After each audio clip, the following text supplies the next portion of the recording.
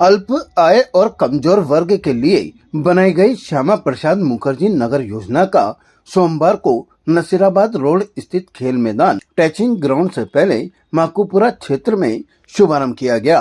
कार्यक्रम में मुख्य अतिथि नगरीय विकास एवं स्वास्थ्य शासन मंत्री जाबर सिंह खर्रा ने कहा कि राज्य सरकार का लक्ष्य है कि गरीब और जरूरतमंद परिवारों को योजनाबद्ध तरीके से सस्ती दरों पर आवास उपलब्ध करवाए जाए। उन्होंने कहा कि इस योजना में आरक्षित दर में भी लाभार्थियों को विशेष रियायत दी जा रही है। इस अवसर पर संबोधन में मंत्री खर्रा ने कहा कि पूर्व कांग्रेस सरकार ने उनके कार्यकाल में पट्टों की रेवड़ियां बांटी और बड़े पैमाने पर अतिक्रमण बढ़ा था। उन्होंने बताया कि अब शहरी शिविरों में सभी आवेदन ऑनलाइन होंगे। ऑफलाइन व्यवस्था खत्म कर दी गई है। ऑनलाइन प्राप्त आवेदनों का निस्तारण फॉलोअप शिविर में किया जाएगा। अजमेर दक्षिण विधानसभा में आज श्यामा प्रसाद मुखर्जी आवासीय योजना का शुभारंभ किया जा रहा है। उसके साथ साथ उसके विकास कार्यों का और हटुंडी रोड से लेकर रोड लाइट्स का के कार्य का भी शुभारंभ किया जा रहा है। श्यामा प्रसाद मुखर्जी नगर में जो योजना बनाई गई है उसमें अल्प आय वर्ग और कमजोर वर्ग के लोगों के लिए योजना बनी और उनको जो आरक्षित दर है उसमें भी रियायत देने का निर्णय लिया गया है। आवेदन शुरू हो चुके हैं। आवेदन प्राप्त होने के बाद आवेदनों की जांच के बाद भूखंड आवंटन की प्रक्रिया शुरू और साथ ही हम ये भी सुनिश्चित करेंगे कि जब तक भूखंड आवंटन का कार्य शुरू हो उससे पहले इस श्यामा प्रसाद मुखर्जी आवासीय योजना के विकास कार्यों का कार्य योजना भी तैयार होकर आवंटन के साथ ही विकास के कार्यों की शुरुआत हो जाए ताकि आने वाले 1.5-2 साल में एक आदर्श आवासीय योजना के रूप में श्यामा प्रसाद मुखर्जी आवासीय योजना संपादित होकर शहर का एक भव्य और दिव्य आवासीय योजना के रूप में आकार ले सके। उन्होंने एसआरआई को लेकर मंत्री ने स्पष्ट कहा कि मतदाता सूची में किसी भी घुसपैठिए का नाम नहीं रहना चाहिए। विपक्ष ने अपने फायदे के लिए नाम जुड़वाए थे, लेकिन अब एसआरआई प्रक्रिया से उनके मंसूबे सफल नहीं होंगे। कि किसी भी राष्ट्र के स्वच्छ लोकतंत्र के लिए उस राष्ट्र के मूल निवासियों का मतदाता सूची में नाम होना आवश्यक है। किसी भी प्रकार के अवैध घुसपैठिए अतिक्रमी लोगों का नाम मतदाता सूची में नहीं होना चाहिए। और अभी आपने देखा होगा कि बिहार में जो गहन पुनर्परीक्षण कार्यक्रम हुआ और लगभग 56 लाख से अधिक मतदाताओं के नाम हटे, उनमें से केवल मात्र 3 व्यक्तियों ने परीक्षण के खिलाफ सभी राजनीतिक दलों को बीएलए नियुक्त करने को अधिकृत कर रखा है। उनके किसी बीएलए ने इसके प्रति आपत्ति उठाई।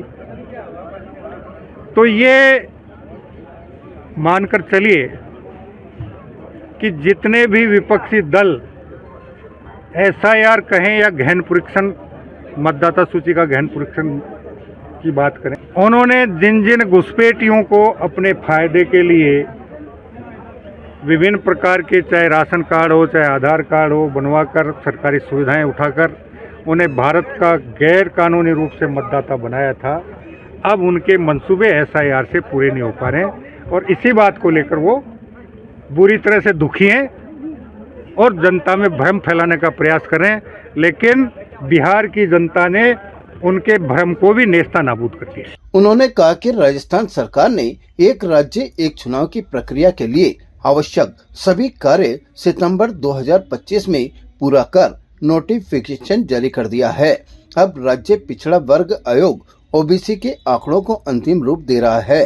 आयोग द्वारा आंकड़े उपलब्ध होते ही 3 दिन बाद आरक्षण की लॉटरी निकाली जाएगी। कि माननीय सर्वोच्च न्यायालय का एक निर्देश है कि एक त्रिस्तरीय अन्य पिछड़ा वर्ग की संख्या का आकलन करने का फार्मूला तय किया था। राजस्थान सरकार और स्वायत्त शासन विभाग के स्तर पर चुनाव कराने के लिए जितना काम होना था, हम सितंबर 2025 में सारे काम पूरे करके नोटिफिकेशन जारी कर चुके हैं। अब राज्य पिछड़ा वर्ग आयोग और राज्य निर्वाचन आयोग अपना दायित्व जब भी पूरा कर लेंगे, राज्य सरकार एक राज्य एक चुनाव के तहत किसी भी समुचित तिथि को राज्य निर्वाचन आयोग चुनाव की घोषणा करे, उसके लिए तैयार हैं।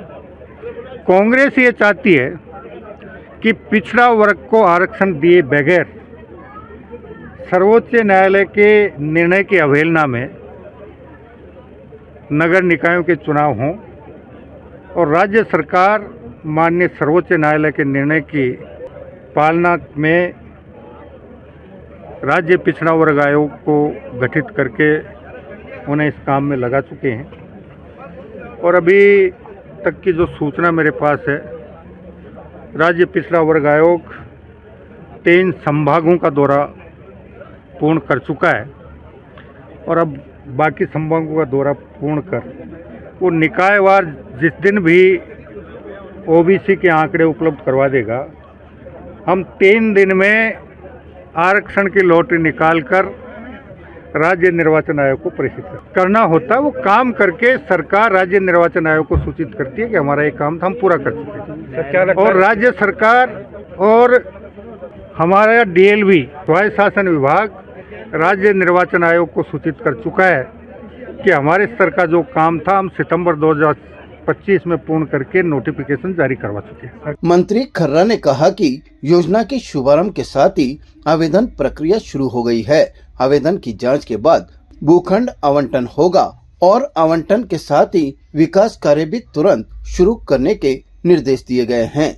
उन्होंने कहा कि हटुंडी रोड से लेकर खेल मैदान तक रोड लाइट लगाने के कार्य का भी शुभारंभ किया गया है। इस अवसर पर विधानसभा अध्यक्ष वासुदेव देवनानी और दक्षिण विधायक अनिता बघेल ने भी उपस्थित लोगों को संबोधित किया। उन्होंने कहा कि आज के समय में मकान बनाना काफी कठिन हो गया है। ऐसे में अल्प आय वर्ग और कमजोर वर्ग के लिए बनाई गई श्यामा प्रसाद मुखर्जी नगर योजना ऐसे लोगों के लिए लाभकारी होगी। यहाँ पर श्यामा प्रसाद मुखर्जी जो उस समय जनसंघ के संस्थापक थे, जिन्होंने कश्मीर को लिए अपने प्राणों का उत्सर्ग किया, ऐसे महापुरुष के नाम से आज एक अल्प आय और कमजोर वर्ग के लिए एक आवासीय योजना का उद्घाटन हुआ है। मैं सोचता हूँ कि यह एक क्षेत्र के लिए और जन के लिए बहुत ही लाभदायक रहेगी। इससे पूर्व भी अटल जी के नाम से भी एक आवासीय योजना, इसलिए ऐसी योजनाएं जो वास्तव में इस समय जो प्रधानमंत्री का सोच है, हर व्यक्ति का अपना घर हो, उस घर के तहत आवासीय योजनाओं का बहुत महत्व है। और हमारी जो एडीए है, पिछले दिनों से यहाँ के अथक परिश्रम से इन्होंने आय भी बढ़ाई है, कोई नई नई योजनाएं भी लॉन्च की है।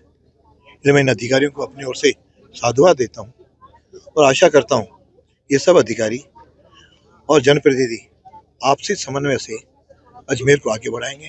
आज श्यामा प्रसाद मुखर्जी के नाम से मापुपुरा में एक नई योजना लॉन्च हुई है। मैं बधाई देती हूँ अजमेर विकास प्राधिकरण को कि उन्होंने लोगों की आवास की आवश्यकता को ध्यान में रखते हुए ये नई योजना लॉन्च किया है। इस योजना के में ईडब्ल्यूएस और एलआईजी के 202 मकान हैं।